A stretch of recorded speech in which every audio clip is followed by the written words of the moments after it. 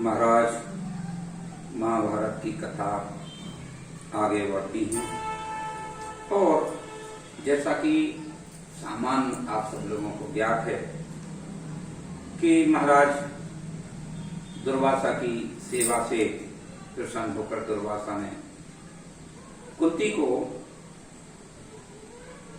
आने वाले समय को ध्यान में रखते हुए ये सब ऋषि लोग क्योंकि काल की गति से आगे ही जानते थे और वो उस चीज को समझते थे। कालः सृजति भूतानि कालः संहाते प्रजाम्, क्योंकि काल की गति को वो जानते हैं, काल ही सृजन करता है और वही आगे चलकर इस सृष्टि का संहार कर देता है। यह विचार करके काल की गति को समझकर दुर्वासा ने कुंती देवी को वह मंत्र दिया, वह शिक्षा दी, जिसके आधार पर वो जिस देवता का आह्वान करें वो देवता उनके समक्ष प्रकट हो जाता है। कालांतर में जब पांडु बड़े भाई थे लेकिन उनका मन वनचर्या आखेट आदि में अधिक लगता था, अधिकांश समय वो वन में ही गुजारते थे और वहीं वन में रहते थे। क्योंकि उनको ऐसा कहा गया है कि एक रोग था, क्षय रोग था, इसलिए उनको वन औषधियों के बीच में रहने में अच्छा रहता था और उनका स्वभाव भी बन गया था। अतः वो अपने भाई जो जन्मांध थे, क्योंकि नियम ये था कि जन्मांध अर्थात ऐसे व्यक्ति जो अपात्र हो उसको राज्य का भार नहीं दिया जा सकता, इसलिए राज पांडु को दिया गया था। किंतु पांडु अपने भाई बड़े भाई धृतराष्ट्र को कार्यभार सौंपकर माने प्रभार देकर राजा नहीं बनाया गया था बल्कि प्रभारी बनाया गया था, चार्ज देकर प्रभार देकर वन में चले गए थे और वन में साथ में उनकी दोनों रानियां कुंती और माद्री भी साथ में गईं और वो उनकी सेवा करती थी, वो वहीं रहते थे, ऋषियों के बीच में रहते थे, तपस्वियों के बीच में रहते थे, उनको वहीं आनंद आता था। कालांतर में चूंकि समय जब व्यतीत होने लगा तब पति की आज्ञा से ही महारानी कुंती ने दुर्वासा ऋषि द्वारा दिए गए उस मंत्र या उस ज्ञान का आह्वान किया और सबसे पहले उन्होंने धर्मराज को आह्वान किया और धर्मराज प्रकट हो गए और उनसे युधिष्ठिर नाम के उनके बड़े पुत्र प्राप्त हो गए। फिर वायु का आह्वान किया, वायुदेव का आह्वान किया, तो वायुदेव के आह्वान से भीमसेन उनको प्राप्त हो गए।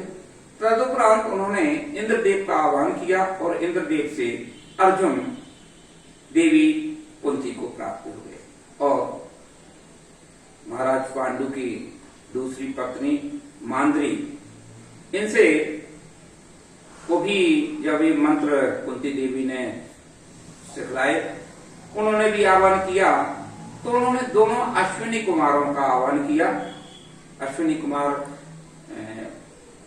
वैद्य हैं और उस समय के देवता हैं जो वैद्य जड़ी बूटी या औषधियों के देवता माने जाते हैं, तो उनका आह्वान किया और उनसे नकुल और सहदेव पुत्र प्राप्त हुए। इस प्रकार से पांडु के 5 पुत्र जंगल में ही वन में ही हुए।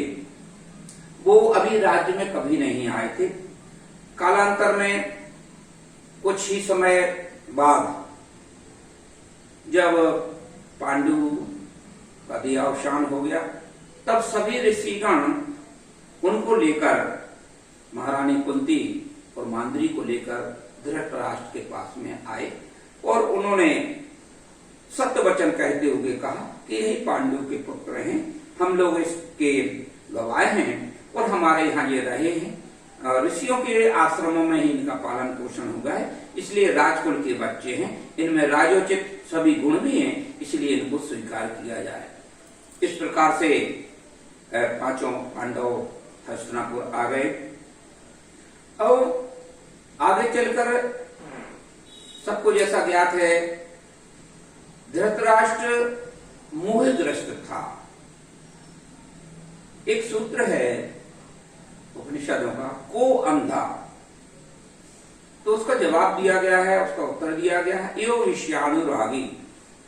वास्तव में अंधा आंखों से ना देखने वाला चक्षु विहीन नहीं होता है, बल्कि को अंधा यो विषयानुरागी, जो विषयों में लगा हुआ है, जो विषयों का अनुरागी है, वह ही अंधा है। क्योंकि धृतराष्ट्र मोह में फंसा हुआ था, पुत्र मोह में फंसा हुआ था, वो पुत्र की किसी आज्ञा का विरोध नहीं कर पाता था, इसलिए उसके द्वारा पुत्र मोह से, वो जानता सब था, वह पांडु के 5 पुत्रों को बहुत प्रेम करता था, किंतु अपने पुत्र की इच्छा की पूर्ति के लिए पुत्र मोह बस वो कभी दुर्योधन की बात को नकार नहीं पाता था। अगर कभी वो कोशिश करता तो दुर्योधन उसका अपना स्वयं का नुकसान या हानि करने की या स्वहंता बनने की कोशिश करता, उसके कारण वह बाध्य होकर उसकी बात को मान लेता और कालांतर में फिर जाकर महाभारत युद्ध होता है। महाभारत युद्ध की एक एक घटना को यथासंभव जो होगा वह आपको बताया जाएगा, लेकिन युद्ध प्रारंभ होकर समाप्त भी हो गया। आखिरी में जब महाभारत का युद्ध पूर्ण हो गया तो केवल 10 लोग बचे। उसमें से युद्ध लड़ने वालों में से 10 लोग बचे।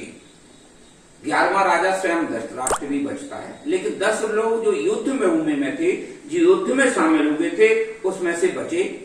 और पांडवों में से 7 लोग बचते हैं, भगवान श्री कृष्ण, उनके सारथी सात्विकी और 5 पांडव। इस प्रकार 7 लोग ये पांडव पक्ष के लोग बचते हैं। और कौरव पक्ष से 3 लोग बचते हैं, कृपाचार्य, अश्वस्थामा और कृतवर्मा। चूंकि राजा धृतराष्ट्र स्वयं युद्ध में शामिल नहीं था, इसलिए वह बचा, लेकिन वह युद्ध में नहीं था, तो ये कहा गया है कि कुल 10 लोग बचे। हाँ, एक और बात थी कि पांडवों का एक वंश में उत्तरा के गर्भ में महाराज परीक्षित भी, जो अभिमन्यु के पुत्र थे, वो गर्भ में थे और वो भी बच गए थे, भगवान ने उनको बचा लिया था। इस प्रकार से 18 अक्षौणी सेना युद्ध में मारी गई।